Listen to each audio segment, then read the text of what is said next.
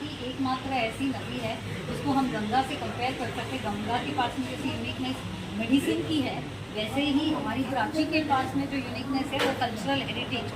जहाँ पर सारे रिलीजन एक साथ जगह पर संगम होता है और इसको बचाना बहुत ज़रूरी है। और इसकी जो हेरिटेज है इसको जिस तरह से बचाया जा सकता है, इसका प्रयत्न था कि आज हमने ये प्राची पार्लियामेंट के नाम से ये कार्यक्रम को हमने रखा था। और दूसरी तरह से और दूसरा अगर देखा जाए तो उड़ीसा में जो दूसरा चित्र है नदियों का वो है पोल्यूशन का, माइनिंग का, जो केवंझार डिस्ट्रिक्ट में और दूसरे डिस्ट्रिक्ट बड्डी डिस्ट्रिक्ट में वहाँ पे बहुत ज़्यादा माइनिंग जो हो रहा है और नदियों को जो स्लरी पाइपलाइन में डाला जा रहा है, ये जो छोटी छोटी नदियाँ हैं वो दूषित होती जा रही है। यही वजह था कि ये 2 दिन का हम लोगों ने कन्वेंशन को प्लान किया था कि जिससे अलग अलग नदियों के लोग यहाँ पर आए, एक्सपर्ट्स आए, NGOs आए, सबके थ्रू से इसका एक बहुत अच्छी तरह से हम लोग बातचीत के माध्यम से इसका हम पर्याय निकालें कि किस तरह से ये जो हमारी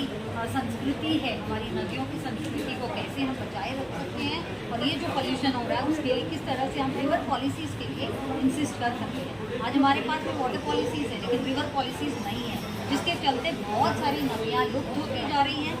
मरती जा रही हैं या तो फिर पोल्यूट होती जा रही है। तो ये 2 दिन में हमने प्रयास किया स्कूल्स कॉलेजेस को, क्योंकि आज न्यू एजुकेशन पॉलिसी के तहत जो कम्युनिटी ओरिएंटेड रिसर्च पार्टिसिपेशन का जो न्यू एजुकेशन पॉलिसी में है उसके तहत हमने सोचा कि अभी स्कूल कॉलेजेस के पास भी इस चीज़ों को लेके जाना चाहिए, उनको इसमें इन्वॉल्व करना चाहिए, हर घटक हर स्टेक होल्डर को इसमें जुड़ना चाहिए, जिसके चलते हम सब मिलकर एक साथ आकर सोल्यूशन निकाल सकते हैं हमारी नदियों को इकोलॉजिकल रेस्टोरेशन। बहुत सारे एनजीओ भी काम कर रहे हैं काम करते हैं,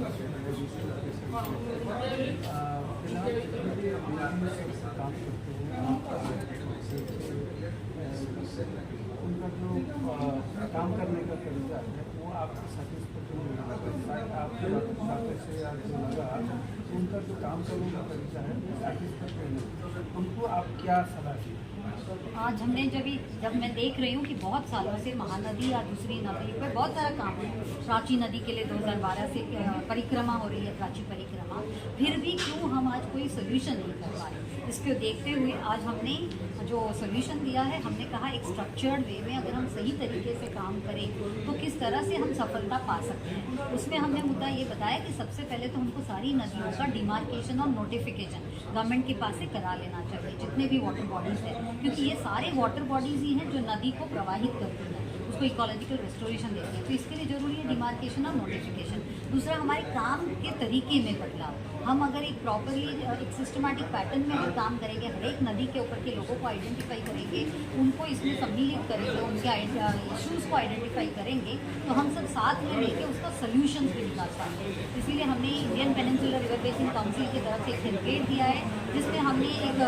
कैडर बिल्डिंग और कैपेसिटी बिल्डिंग दोनों की बात की है, जिसमें अभी हमने टेक्निकल टीम का भी फॉर्मेशन किया है, लीगल टीम का फॉर्मेशन किया है और एक वाटर लिटरेसी बॉडी का, जिसमें कि हम लोग हर नदी के बारे में लोगों में अवेयरनेस भी करेंगे, साथ साथ लोगों को जोड़ेंगे, जिसमें कि अपने आप से एक बिहेवियरल एटीट्यूड चेंज भी लोगों में आने की ज़रूरत है। क्योंकि आज अगर नदी प्रदूषित है उसमें हम लोगों का भी उसमें बहुत सारा योगदान है, जिसमें कि हम उसको खराब करते हैं। तो इसीलिए ज़रूरी है एक जन जागृति की, साथ साथ इसके ऊपर एक सिस्टमैटिक करेंट स्टेटस करना। तो उसके लिए आज हमने बताया किस तरह से ये किया जाए। हम सब मिलकर गवर्नमेंट को भी मदद कर सकते हैं, हमारी डेटा जो होगी और इसी के चलते फिर गवर्नमेंट को हम कन्विंस करके जो हमको सही करेक्टिव मेजर्स लेना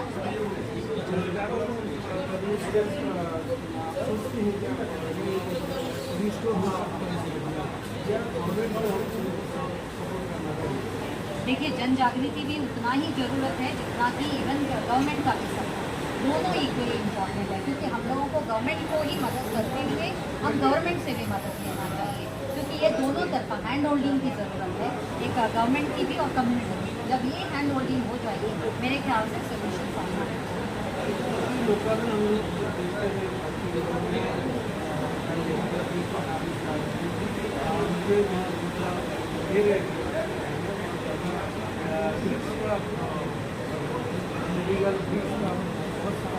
अपने से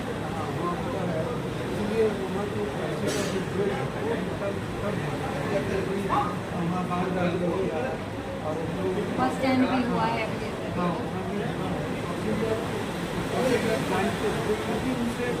जो है क्या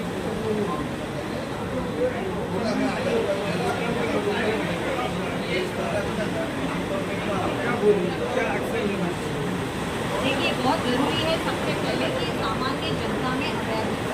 जब सामान्य जनता जागरूक हो जाएगी तो वक्त वक्त में गवर्नमेंट के सामने जाकर वो बताएगी कि क्या चीज़ें की ज़रूरत है, क्योंकि ऐसा नहीं कि गवर्नमेंट जानती नहीं है, लेकिन आज उनके ऊपर भी हम जो सुनते हैं कि उनको भी टारगेट दिया जाता है रेवेन्यू कलेक्शन का, उसके मार्फत वो भी बड़ी जल्दबाजी में होते हैं रेवेन्यू के लिए, इसके लिए कहीं पे बस स्टैंड बन रहे हैं, कहीं एनक्रोचमेंट के तौर पर ये जो आती है, जैसा आपने मेंशन किया ब्रिक फर्नेस, ये ब्रिक फर्नेस का भी आपको बता दूँ, हमारा जो फर्टाइल सॉइल है, जो कि हमारी इरिगेशन की फर्टाइल सॉइल है, वो सब इसमें हो जाता है और इसमें कार्बन एमिशन बहुत ज़्यादा है। हमारे पास में सॉइल की जो मॉइस्चर स्टडी बोलो या बायोडाइवर्सिटी स्टडी बिल्कुल नहीं है, तो इसके चलते क्या हो रहा है, आज पूरा इकोसिस्टम कैसे है और ये जो science base sense with science इसकी मिसिंग है। जहाँ पे साइंस विद सेंस हो जाएगा उसमें स्पिरिचुअलिटी आती है और अपने आप से एक बदलाव आएगा, तो इसकी ज़रूरत है कि हम वो साइंस के रूप से समझें। आज क्या हो रहा है कि हम सब टेक्निकल और सिविल इंजीनियरिंग या मैकेनिकल इंजीनियरिंग के तौर पे चीज़ों को टेक्निकली समझ रहे हैं, लेकिन उसमें वो जो साइंस पार्ट है वो मिसिंग है। जब वो आ जाएगी मेरे ख्याल से 10 साल के नीचे पानी जो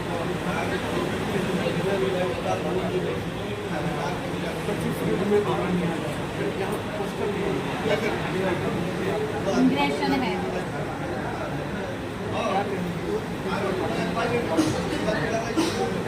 देखिए, अगर हम लोग आज जैसे कि प्रधानमंत्री जी भी कहते हैं कैच द रेन, हाँ, और हम लोग रेन वाटर हार्वेस्टिंग की बात कर रहे हैं, ना कैच द रेन हो रहा है ना रेन वाटर हार्वेस्टिंग हो रहा है। आज हमारे सारे वाटर बॉडीज जो है पूरा सिंध राज से भर चुका है, इसलिए अभी भी इतनी जो बारिश होती है अपनी यहाँ क्षमता इतनी है, लेकिन पर्कोलेशन इतनी में बिल्कुल नहीं है। इस वजह से क्या हो रहा है कि जितना समुद्र का पानी वो इंग्रेस होता जा रहा है, तो आज हमको ज़रूरी है कि उसको ढकेलना, बाहर की तरफ जितना हो जाएगा पानी जितना पर्कुलेट होगा तभी हो पाएगा। इसलिए बहुत ज़रूरी है कि हम अपने बारिश के पानी को भी संचय करें और जितना हो सके हम डिसल्टेशन करें सारे हमारे वाटर बॉडीज के, इंक्लूडिंग हमारे डैम्स, तब जाके सर्कुलेशन ऑफ वाटर जितना बढ़ेगा ग्राउंड वाटर में, तभी हम देख सकेंगे कि वो सेरेनिटी भी अंदर नहीं आएगी और हमारा ग्राउंड वाटर का लेवल भी अच्छा होगा।